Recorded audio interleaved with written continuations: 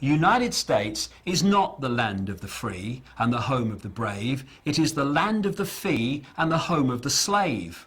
And more Americans are waking up to that fact, and hallelujah to that, because only if they do so and then act upon their new perception will they truly have any chance of living in a land that is anyway associated with freedom, and a land that makes a contribution to peace in the world, not a contribution to more and more slaughter, more and more conflict, and therefore more and more acquisition of people and land. We are now at the point where those institutions and these institutions of control and surveillance and all the rest of it are now being put in place. So this hidden dictatorship all this time is now coming to the surface where it can be seen. And this gives us an opportunity for people to actually start to do something about what's happening. Because instead of being some far off sometime over the rainbow, it might come sometime, it's now in our face. The police state is staring us in the eye, and it's getting more and more imposed upon us and more imposed on society every day. More and more people are waking up faster and faster and faster. Now, there's a reason for this, which we can discuss at another time. It's to do with an energetic change which is affecting the way people see the world and see themselves, and it's been predicted a very long time. And the elite are trying, in simple terms, to put the lid upon that awakening. He asked me to get back in my car, and I again said, "Show me the tape, please show me the tape." He asked me to get back in the car, and then he pulled out his taser and said I was under arrest. I said, "Don't do this in front of my kids." I got back in the car, and he said he wanted me back out of the car now. And I said, "Why am I under arrest? I've done nothing wrong. I wasn't speeding. I wasn't on my cell phone." He then yanked me out of the car and wanted me to lie, to go down, put my hands or lie. Pulled his taser out, and the first shot jolted me, and I was trying to get back in the car again because I was scared. And then he yanked me away again, and that's when he tased me, and I went down on the ground. It felt like it was it was an electrical shock going through you, and I had no control over anything. And he's still trying to get me down to the ground, but I was still being electrified. I'm sick of this, and I'll tell you why I'm sick of it. Because while these pathetic, naive people, despite all the evidence before them, are looking the other way, "Oh no, it's just paranoia." While they're doing that, they are allowing these people to impose their will on my children, on my life, and I'm not having it. And if people would just engage a few more brain cells, open the eyes and look, they will see the scale of fascism, no other word for it, that we are being subjected to today. And if you don't wake up and you go on looking the other way, well, the fascism just gets more, and eventually it'll dawn on you, and by then it will be too late. Don't look to me for sympathy when it happens, mate, because you got your chance now. I'll sign it. Get over here now! Give it to me and I'll sign it. Oh, you're going to shove me? Ma'am, you're going to shove a 72-year-old woman? The shove, the constable's office says, served to get the two out of oncoming traffic. Then the deputy warns her. You'll sit back and do the case. Go ahead, Sit back. Hell, 72-year-old woman needs to Sit sit back or I'm going to tase you. After 5 warnings to stand back or get tasered, Step back and you're going to be tased, man. Put your hands behind your back.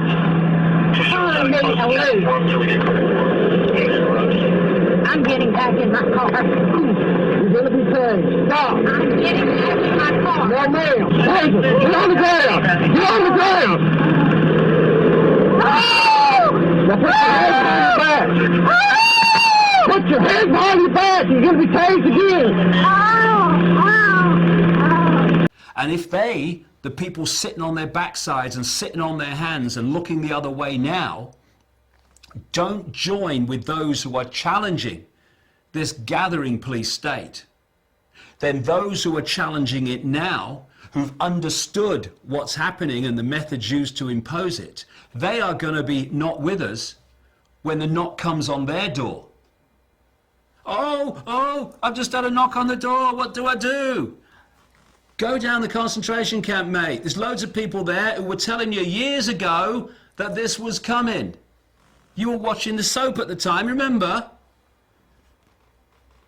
It's unbelievable that people can be so blind when now it is so close to their eyes.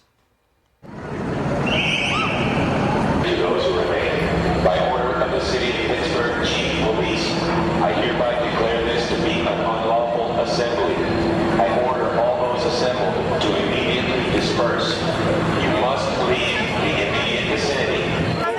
If you do not disperse, you may be arrested and or subject to other police action.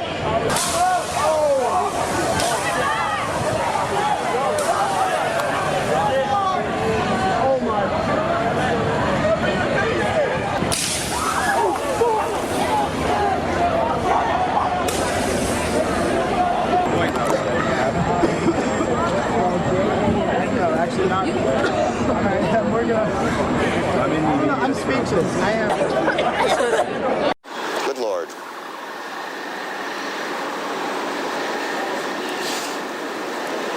There are no words.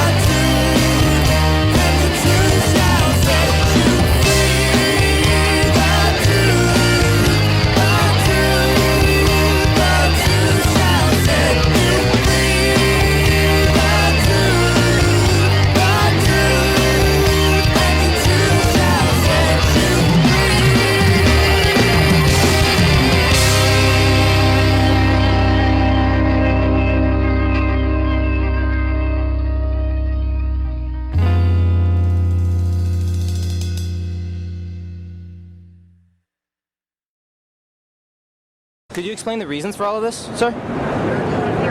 What's happening? Sir?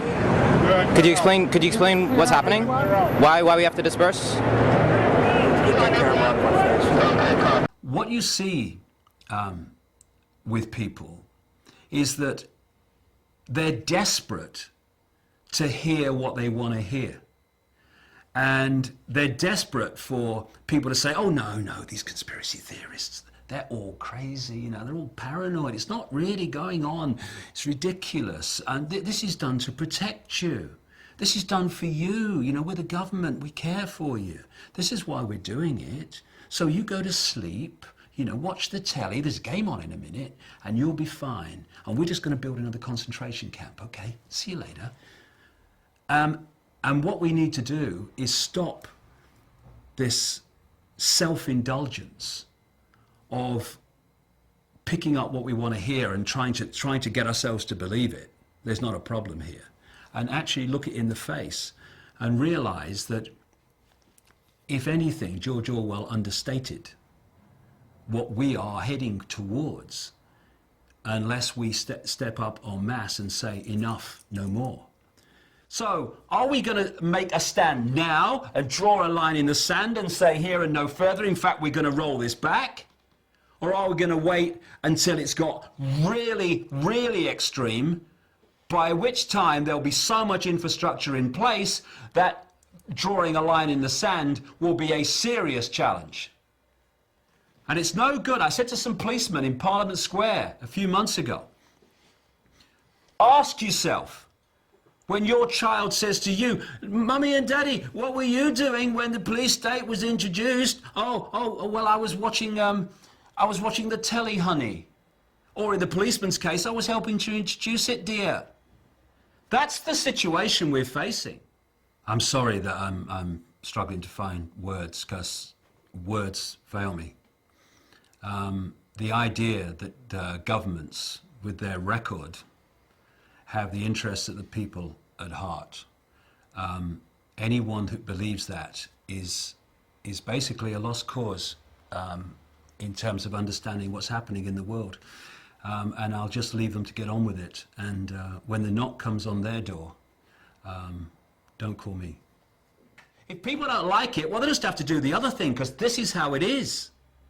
And we either face it now, or we face it a little bit further along the road, when if we think it's not very good now, it'll be a bloody nightmare by then.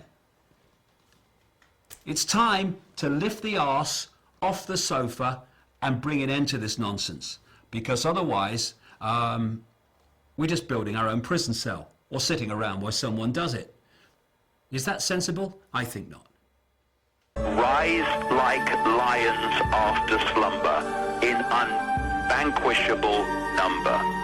Shake your chains to earth like dew, which in sleep has fallen on you. Ye are many, they are few. When we figure that out, there goes their way of life.